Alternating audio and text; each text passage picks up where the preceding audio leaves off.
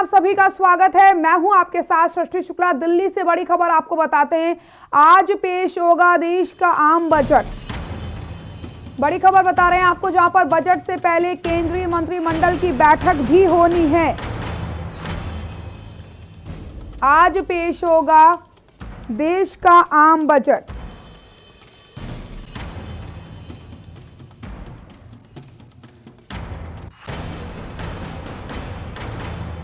आज पेश होगा देश का आम बजट। दिल्ली से खबर आपको बता रहे हैं।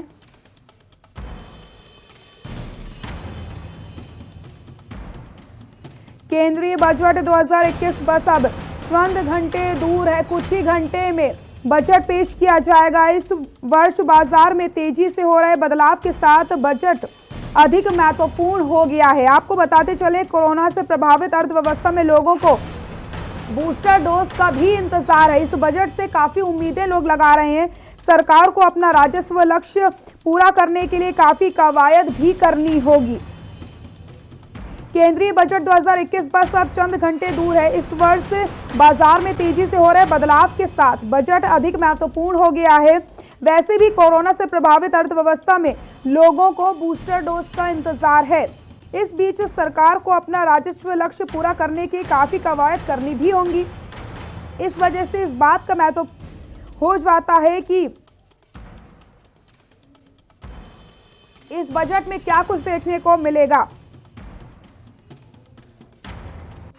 व्यक्तिगत आयकर के मोर्चे पर क्या रहने की संभावना है, आपको बताते चले। व्यक्तिगत आयकर के मोर्चे पर यह संभावना जताई जा रही है कि सरकार धारा 80C में कर स्लैब और कटौती की कर सकती है। तो वहीं आम जनता को इस बजट से काफी उम्मीदें हैं, क्योंकि जिस तरीके से कोरोना काल में अर्थव्यवस्था में काफी प्रभाव पड़ा था, उसके बाद से आम जनता भी काफी उम्मीदें लगा रही है।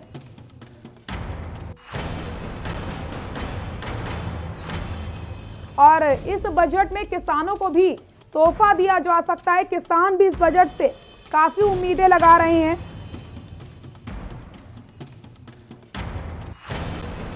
इस बजट में आवासीय क्षेत्र में यह भी पहल की जा सकती है। प्रधानमंत्री आवास योजना में अधिक से अधिक आवंटन देख सकते हैं और इसे लागू करने पर जोर भी दिया जाएगा। तो वहीं आपको बताते चलें, इस पहल को बढ़ावा देने के लिए सरकार अपने कब्जे वाली संपत्ति के लिए आवास ऋण पर ब्याज में छूट भी बढ़ा सकती है। और ग्रामीण और कृषि में क्या कुछ संभावनाएं देखने को मिल सकती हैं, वो लोग क्या कुछ उम्मीदें लगा रहे हैं, ये भी आपको हम बताते हैं। ग्रामीण और कृषि क्षेत्र पर निरंतर जोर दिया जा रहा है, इसलिए ग्रामीण क्षेत्र के लिए अधिक बजटीय आवंटन देख सकते हैं। कृषि क्षेत्र में कुछ नए प्रावधान किए जा सकते हैं, लेकिन इस बजट से लोगों को काफी उम्मीदें हैं। इसी खबर पर ज्यादा जानकारी के लिए हमारे दिल्ली ब्यूरो चीफ अमित हमारे साथ जुड़ चुके हैं। अमित, जो बजट आज पेश होने वाला है, कुछ ही घंटे बचे हैं बजट के लेकर के, लेकिन उससे पहले बैठक भी होने वाली है और इस बजट से लोगों को काफी उम्मीदें हैं। देखिए, अब से कुछ देर पहले वित्त राज्य मंत्री अनुराग ठाकुर अपने घर से निकले राष्ट्रपति भवन के लिए, और ऐसे में जिस तरह से उन्होंने मीडिया से कहा कि लोगों की आकांक्षाओं को पूरा करने वाला, लोगों की संभावनाओं को पूरा करने वाला बजट होगा। और वित्त मंत्री निर्मला सीतारमण भी लगातार कह रही है। अब से कुछ देर पहले कांग्रेस के पूर्व मंत्री मनीष तिवारी ने कहा कि 1991 के बाद ये सबसे महत्वपूर्ण बजट होगा। ऐसे में जबकि जीडीपी को लेके अलग चैलेंज है, सरकारी खजाने को भर के अलग चैलेंज है, तमाम पैकेजेस की घोषणा पहले ही कर दी सरकार की तरफ से की गई है, उनकी भी पूर्ति करनी है। और किस तरह से होगा, आम लोगों को क्या मिलेगा, मिडिल क्लास को क्या मिलेगा, किसानों को क्या मिलेगा। कृषि क्षेत्र को लेके लगातार जो है स्वामीनाथन आयोग की रिपोर्ट लागू करने की बात कही जा रही है। मनरेगा में रजिस्ट्रेशन लगातार बढ़े हैं, लोग बेरोजगार हुए हैं।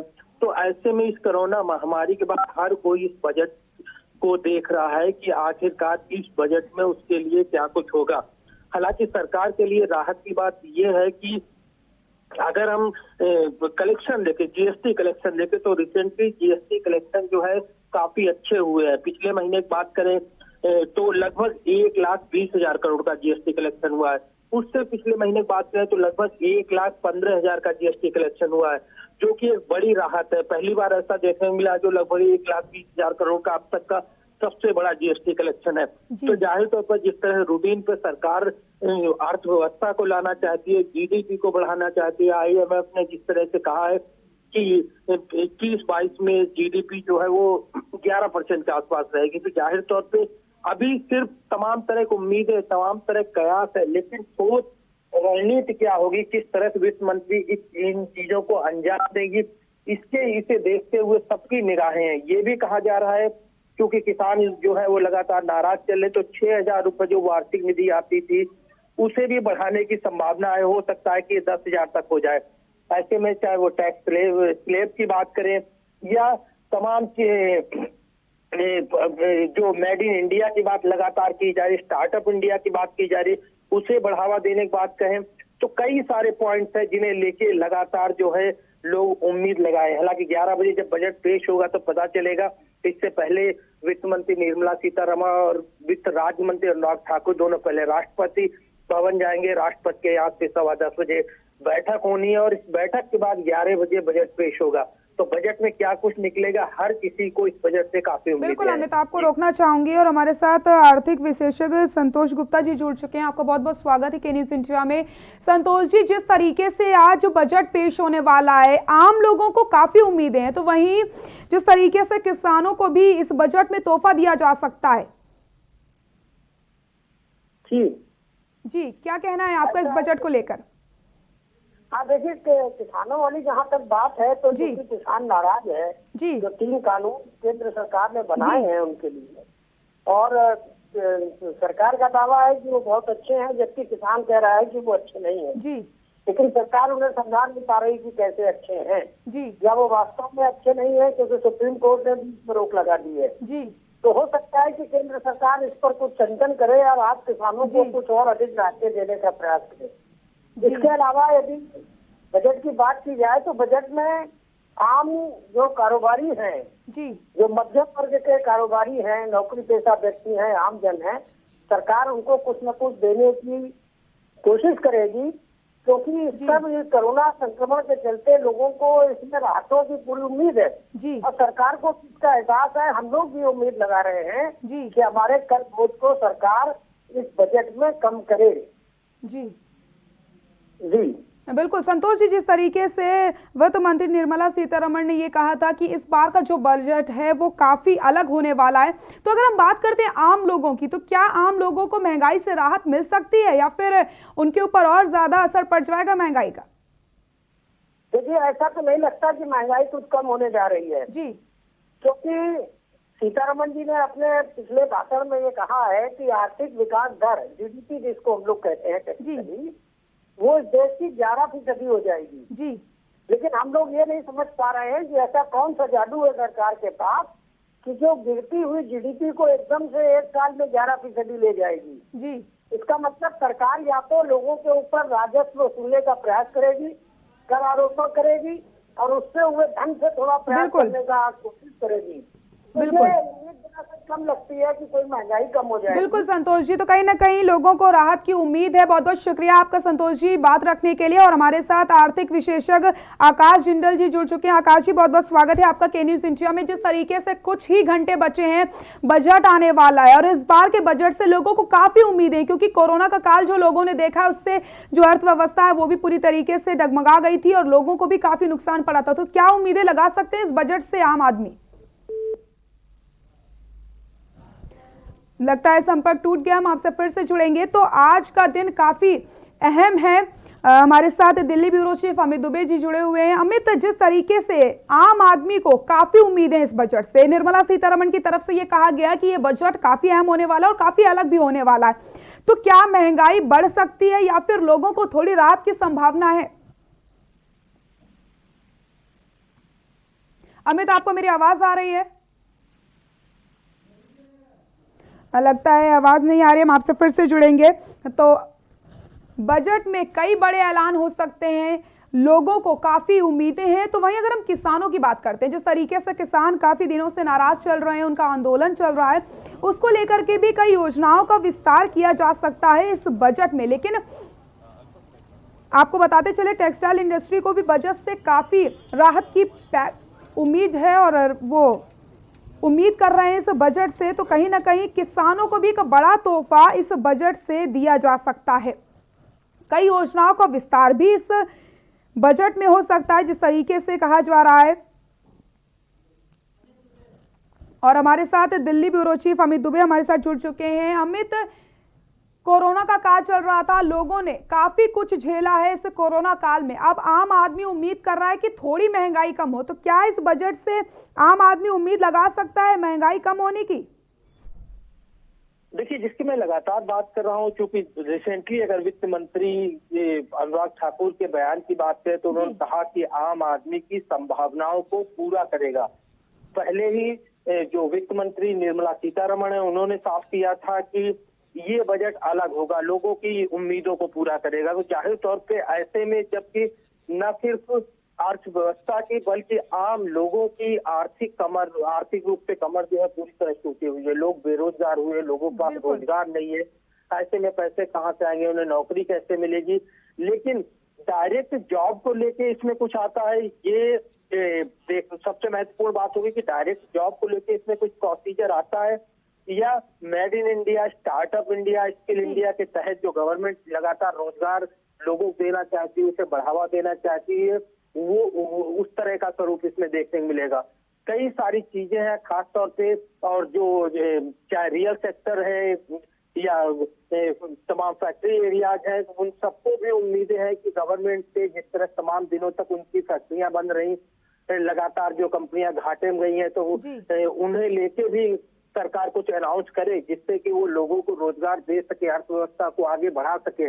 और दूसरी चीज कि मनरेगा की अगर हम बात करें तो मनरेगा में इस कोरोना काल क्या बहुत ज्यादा बढ़ी है।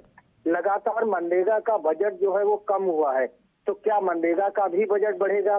दूसरी बड़ी चीज की खासतौर शिक्षा के क्षेत्र की बात की जाए तो सबसे ज्यादा नुकसान जो है वो शिक्षा को पहुंचा है, क्योंकि तमाम चाहे वो छोटी एजुकेशन हो या बड़ी एजुकेशन हो, टेक्निकल एजुकेशन हो, मेडिकल एजुकेशन, हर एक को धक्का लगा है। पूरी तरह लोगों को क्लासेस नहीं हुई, छात्र जो है वो अपने घरों में रहे हैं। और ऐसे में क्या शिक्षा को लेकर बजट बढ़ाया जा सकता है? शिक्षा का दृष्टिकोण जो है देश में किस तरह का रखा जाता है, गवर्नमेंट इसके लिए कितना बजट बढ़ाती है, लोगों को कैसे लोग शिक्षित हो पाएंगे, तमाम जो चीजें पटरी पे कैसे ये चीजें वापस आ पाएंगी। तो कई सारे चैलेंज है, और यही वजह है कि कांग्रेस के पूर्व मंत्री मनीष तिवारी कह रहे हैं कि 1991 के बाद जो आज का बजट है वो सबसे महत्वपूर्ण होगा कि सरकार आखिरकार लोगों के लिए क्या कुछ करती है। जी बिल्कुल अमित, तो कहीं ना कहीं ये उम्मीदों का बजट है, लोगों को काफी उम्मीदें हैं और महिलाएं भी इस बजट से काफी उम्मीदें लगा रही हैं, क्योंकि जिस तरीके से वो रसोई गैस महंगी हो जाती है, घर का सामान, उनके लिए जो किचन का सामान है, उनको अपना घर चलाने में काफी मुश्किलें हुई इस कोरोना काल में। लेकिन अब हम कहीं ना कहीं ये कह सकते हैं ये उम्मीदों का बजट है, उसमें क्या कुछ देखने को मिल सकता है महिलाओं के लिए? देखिए, किसान लगातार बॉर्डर पे बैठे हैं कि सरकार उन्हें एमएसपी की गारंटी दे। यहाँ तक कि जो अनाज है उनके रेट जो है वो कंट्रोल नहीं है। लगातार कृषि प्रधान देश रहा है, कृषि का खास तौर पर अर्थव्यवस्था में बड़ा महत्व रहा है। और ऐसे में न सिर्फ गैस बल्कि डीजल पेट्रोल का लगातार बढ़ना, इस तरह डीजल जो है वो 80 रुपए से ऊपर हुआ है, उससे भी किसानों की कमर टूटी है। और लगातार सिंचाई जो है वो किसानों की महंगी होती जा रही। तमाम सारी चीजें हैं जिन्हें लेके, चाहे वो इलेक्ट्रिक पावर की बात करें, इलेक्ट्रिक सप्लाई की बात करें, वहां भी बिजली के रेट जो है वो लगातार बढ़े हुए हैं। तो जिस तरह तमाम चीजें बढ़ रही हैं, खासतौर जिस तरह टैक्स बढ़े हैं डीजल और पेट्रोल और गैस को लेके, इनमें भी सब्सिडी की बात जो है सरकार कर सकती है। क्योंकि जब पहले 2 रुपए पेट्रोल के दाम बढ़ते थे तो कई तरह के हंगामे देखने को मिलते थे। आज पेट्रोल जो है वो लगभग 90 रुपए से ऊपर हो गया है, और ऐसे में भी सरकार जो है अब तक इस पे कोई कार्रवाई नहीं की है। तो आज के बजट में क्या पेट्रोलियम पदार्थों को लेके कोई अनाउंसमेंट कर सकते हैं, या सरकार अपने खजाने को लेके इन पे सारी चीजें जारी रखेगी? खबर ये भी आ रही है कि सेस लगाने की तैयारी सरकार कर रही है, यानी जो लोगों को कोरोना वैक्सीन दी जाएगी उस वैक्सीन के नाम पे भी सेस लगाया जा सकता है। लोगों को एक्स्ट्रा टैक्स जो है वो पे करना पड़ सकता है। लेकिन टैक्स के साथ साथ लोगों को क्या सहूलियत मिलेगी, लोगों को किस तरह से उनकी रोजी रोटी मिलेगी, ये देखना सबसे बड़ा सवाल है। क्योंकि जिसकी मैं लगातार बात कर रहा हूँ कि ये बजट जो है वो खास तौर पे कोरोना काल के बाद का बजट है, जबकि लोगों के पास भी पैसा नहीं है और ऐसे में सरकार भी कहीं ना कहीं पैसे के लिए इधर उधर हाथ पांव मार रही है। जी बिल्कुल अमित, तो कहीं ना कहीं लोग काफी उम्मीद लगा रहे हैं, लेकिन जिस तरीके से आत्मनिर्भर भारत की बात की जाती है तो इसको लेकर भी क्या कुछ सब बजट में देखने को मिल सकता है?